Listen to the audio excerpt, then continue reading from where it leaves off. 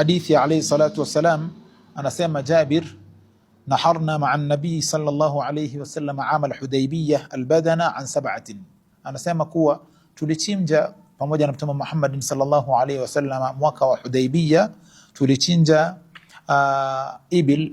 Albadana ni ngamia kwa watu wa saba, bimaana walishirikiana wakachanga wakanunua ngamia kupitia watu wa saba, wakachinja pamoja na Mtume Muhammadin sallallahu alayhi wa alihi wasallama. Walbaqarata an sab'atin, na vile vile ng'ombe walishirikiana watu wa saba wakachanga kisha wakanunua wakawa wenye kuichinja, bimaana hawa wanyama wawili ngamia na ng'ombe watu wanaweza kushirikiana kama madugu, wakachanga kidogo kidogo kisha wakanunua wakawa wenye kuchinja.